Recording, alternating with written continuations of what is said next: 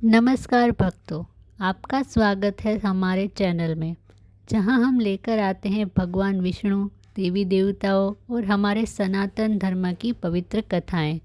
आज हम सुनेंगे उत्पत्ति एकादशी की अद्भुत और मोक्षदायी कथा। वह दिन जब स्वयं भगवान विष्णु के शरीर से एकादशी देवी का जन्म हुआ था। कहा जाता है, जो मनुष्य इस दिन उपवास करता है और भगवान विष्णु की पूजा करता है, उसके सारे पाप नष्ट हो जाते हैं और आत्मा को मोक्ष की प्राप्ति होती है। तो आइए भक्तों, आरंभ करते हैं उत्पत्ति एकादशी की व्रत कथा। प्राचीन समय की बात है। सतयुग में एक अत्यंत बलशाली और दुष्ट असुर उत्पन्न हुआ, जिसका नाम था मुरासुर। मुरासुर ने कठोर तप करके ब्रह्मा जी को प्रसन्न किया। ब्रह्मा जी ने उससे वरदान मांगने को कहा। मुरासुर बोला, हे प्रभु, मुझे ऐसा वरदान दीजिए कि कोई भी देवता, असुर, मनुष्य या दानव मुझे मार न सके। ब्रह्मा जी ने कहा, तथास्तु। और इस प्रकार उससे असीम शक्ति प्राप्त हो गई। वरदान पाकर मुरासुर अहंकारी बन गया। उसने देवताओं पर आक्रमण कर दिया, इंद्रलोक पर अधिकार कर लिया। देवता भयभीत होकर इधर उधर भाग गए। सभी देवता मिलकर भगवान विष्णु के पास पहुँचे और बोले, हे श्रीहरि, अब केवल आप ही हमारी रक्षा कर सकते हैं। भगवान विष्णु ने आश्वासन दिया, भय मत करो देवगण, मैं स्वयं मुरासुर का अंत करूंगा।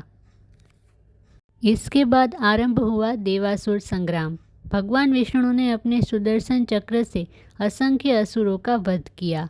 मुरासुर बार बार अपने योद्धाओं को लेकर युद्ध करता, लेकिन भगवान विष्णु के आगे टिक नहीं पाता। यह भयंकर युद्ध हजारों वर्षों तक चलता रहा।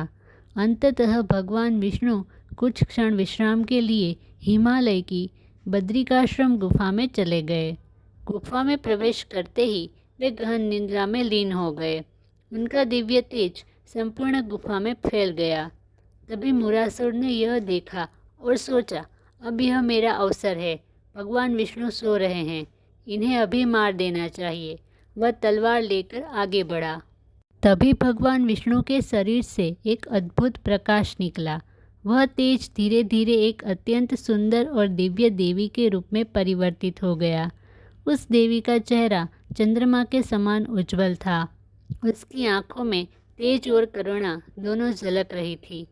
देवी ने मुरासुर से कहा, हे दुष्ट, तू एक सोए हुए भगवान पर आक्रमण करने आया है। यह अधर्म है। अब तेरी मृत्यु निश्चित है। मुरासुर हंसते हुए बोला, तू कौन है स्त्री? क्या तू मुझसे युद्ध करेगी? देवी ने उत्तर दिया, मैं धर्म की शक्ति हूँ। मैं भगवान विष्णु की आंतरिक शक्ति हूँ। आज मैं तेरा अंत करूँगी। यह कहकर देवी ने एक दिव्य शस्त्र उठाया और देखते ही देखते मुरासुर का वध कर दिया। गुफा में पुनः शांति छा गई। भगवान विष्णु का आशीर्वाद। कुछ समय बाद भगवान विष्णु की आंखें खुली। उन्होंने देखा मुरासुर मरा पड़ा है और उनके सम्मुख खड़ी है वह तेजस्विनी देवी। भगवान विष्णु ने कहा, देवी, तुम कौन हो? तुमने यह महान कार्य कैसे किया? देवी ने विनम्र होकर कहा, प्रभु, मैं आपकी शक्ति हूँ। आपकी रक्षा के लिए आपके शरीर से उत्पन्न हुई हूँ और मैंने मुरासुर का वध किया। भगवान विष्णु अत्यंत प्रसन्न हुए और बोले, हे देवी, तुमने मेरा कार्य किया है। अतः आज मैं तुम्हें संपूर्ण संसार में एकादशी के नाम से प्रसिद्ध होगी। जो भी इस दिन व्रत करेगा, उपवास रखेगा और मेरी पूजा करेगा, उसके सभी पाप नष्ट हो जाएंगे और वह मोक्ष प्राप्त करेगा। देवी ने भगवान विष्णु को प्रणाम किया और आकाश में विलीन हो गई। भगवान विष्णु ने देवताओं को बुलाकर कहा, देवगण, कार्तिक मास के शुक्ल पक्ष की एकादशी से ही इस व्रत का आरंभ करो। जो भी भक्त इस दिन उपवास करेगा, रात्रि में जागरण करेगा और भगवान विष्णु का नाम लेगा, उसे सभी जन्मों के पापों से मुक्ति मिलेगी। देवताओं ने प्रसन्न होकर कहा, प्रभु, यह एकादशी वास्तव में उत्पत्ति दिवस है, इसलिए इसका नाम उत्पत्ति एकादशी होगा।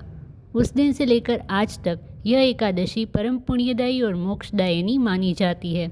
यह मनुष्य के जीवन को सुख, शांति और समृद्धि से भर देती है। तो भक्तों, यह थी उत्पत्ति एकादशी की पवित्र कथा। यह व्रत केवल उपवास नहीं, बल्कि आत्मा की शुद्धि का मार्ग है। जो व्यक्ति सच्चे मन से इस दिन व्रत करता है, वह जन्म मरण के चक्र से मुक्त होकर भगवान विष्णु के धाम को प्राप्त करता है। जय श्री हरि, जय एकादशी माता। अगर आपको यह कथा पसंद आई हो तो वीडियो को लाइक करें, शेयर करें और चैनल को सब्सक्राइब करना ना भूलें। अगले वीडियो में फिर मिलेंगे एक और दिव्य कथा के साथ। हरि ओम, जय श्री कृष्ण।